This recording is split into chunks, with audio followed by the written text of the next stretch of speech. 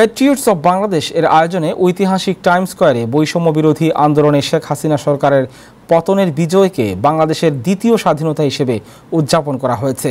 অনুষ্ঠানে প্রধান অতিথি ছিলেন বীর মুক্তিযোদ্ধা এবং রাজনীতিক আবু জাফর মাহমুদ। বিজয় উৎসবে সাবেক ছাত্রনেতা আলী ইমাম ও প্যাট্রিয়টস অব বাংলাদেশের সমন্বয়ক আব্দুল কাদের সহ অন্যরা বক্তব্য রাখেন। অনুষ্ঠানে কেকও কাটা হয়। প্রবাসীরা তাদের সন্তান নিয়ে এই উৎসবে যোগ দেন। বাংলাদেশের দ্বিতীয় স্বাধীনতা অর্জনের পর নিয়োগ সহ সারা পৃথিবী জুড়ে যে উত্তাল আনন্দ উচ্ছ্বাস এর অংশ হিসাবে এখানে আমরা যারা একত্র হয়েছি, আমার প্রিয় ভাই ও বোনেরা, প্রত্যেককে আমি আমার আন্তরিক শুভেচ্ছা জানাচ্ছি।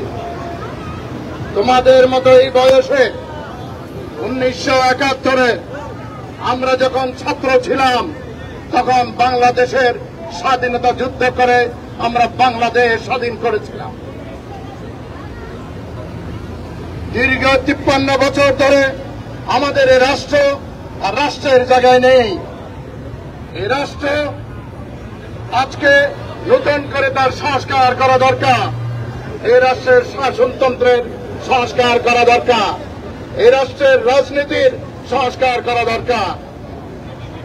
5ই আগস্ট যেই স্বাধীনতা আমাদের তরুণ ছাত্রদের নেতৃত্বে গোটা জাতি অর্জন করেছে, আমরা সবাই অর্জন করেছি। এর মূল্য সীমাহীন। এবার যদি এই সংস্কারগুলো করতে পারি, স্বাধীন বাংলাদেশ ঠিকই স্বাধীন বাংলাদেশ থাকবে।